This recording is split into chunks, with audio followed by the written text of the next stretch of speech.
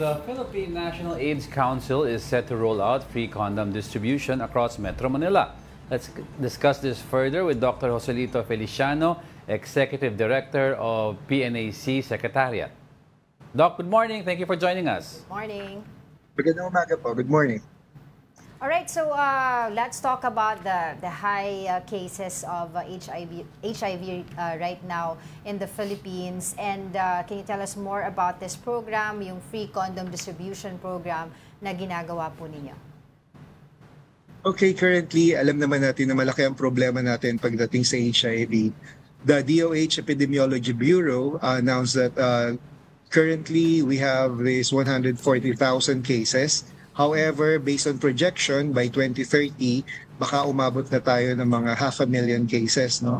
Approximately 500,000 cases. And then also based on the statistics, ang nakakabahala rito is we have 550% increase from 2010 to 2023, increase of new cases. And also more than 500% increase in terms of AIDS-related deaths. So, isa pang another important message from the Epidemiology Bureau is that last year, meron po tayong almost half of the cases are coming from the age group 15 to 24 years old. So, nakakabahala po yun.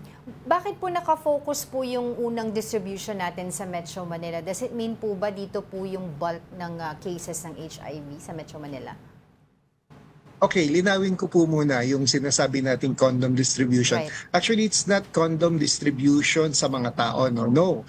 It's giving access to people.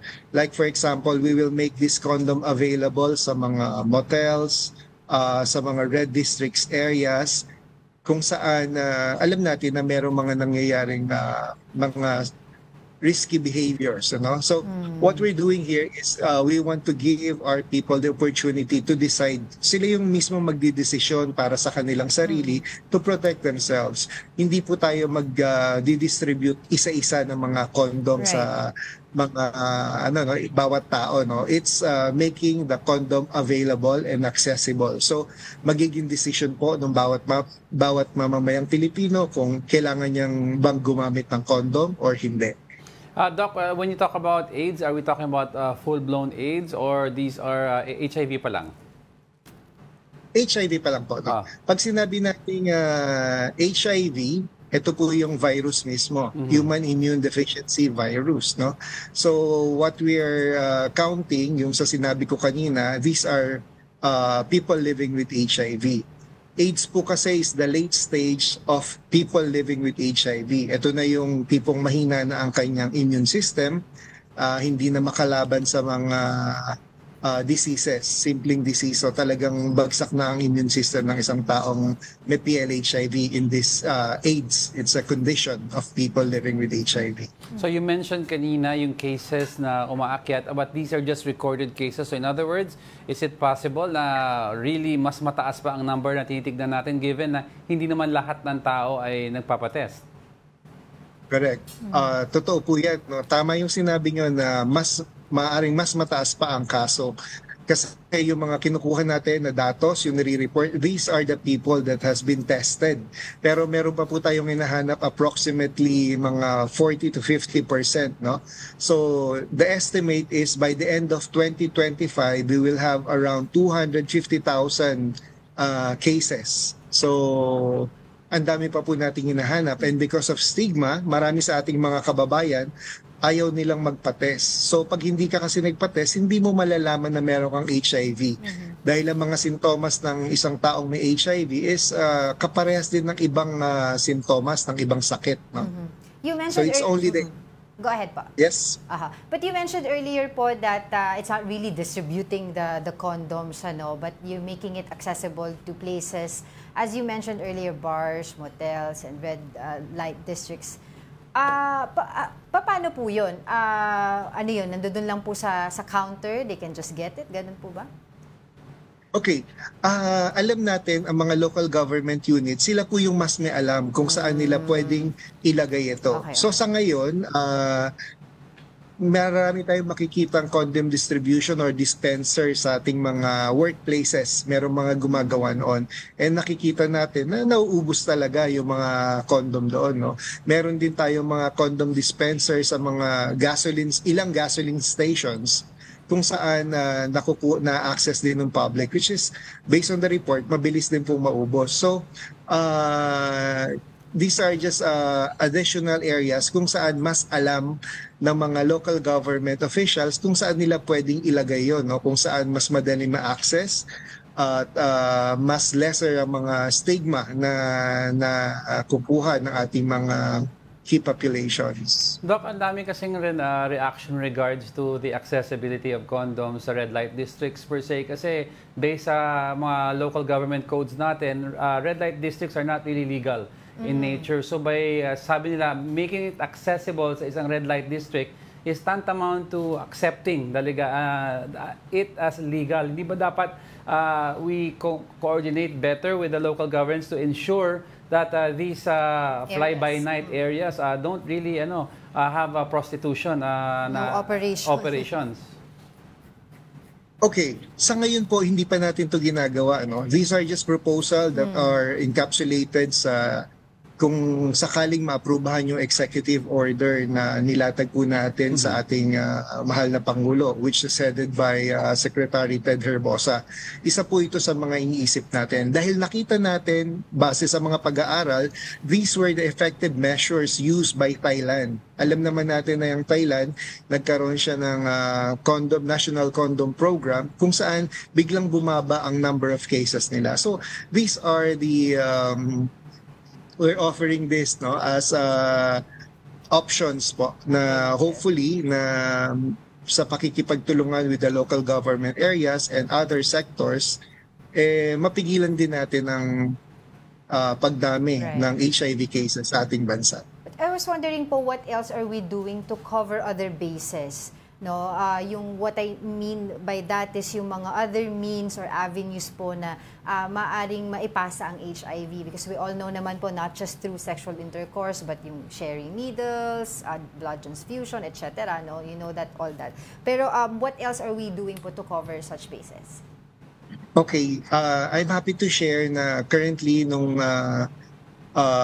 nag-call si Secretary ng Whole of Government approach for this, marami na pong nagagawa. For example, the Commission on Higher Education, nagpalabas po siya ng resolution wherein ini-integrate ang HIV awareness sa curriculum. Alam naman natin na awareness is the number one kailangan natin, no? Kasi based on survey, mababa rin po ang awareness ng mga Pilipino pagdating sa HIV.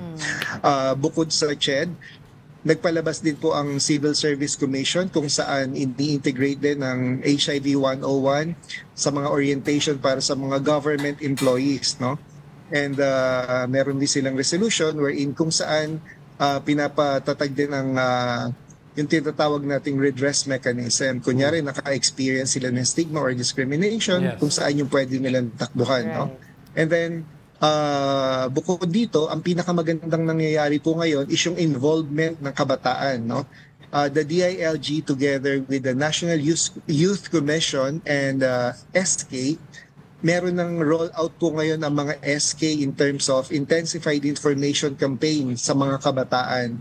With the previous report, with a span of mga 6 months, nagkaroon po tayo ng more than 80 na SK na nag-roll out ng HIV 101, which is a very good indicator na talagang gustong ma-involve ng ating mga kabataan. So dahil sila apektado rito, sila mismo rin ang nangunguna sa pagpapalaganap ng information campaign ng HIV. Pagkatapos po, meron pong ginagawa ngayon ang DSWD para naman po ito sa mga magulang, no? Ipapasok din ang HIV 101 sa Parenting Effectiveness Skills na programa ng DSWD kung saan dito mas target natin ang mga magulang dahil gusto natin sa bahay pa lang tamang impormasyon na makuha ng mga bata. Bukod po dito, kausap din natin ng mga community faith-based organization wherein sa ating mga faith-based organization is there are more looking into the strengthening yung mga values formation ng mga bata.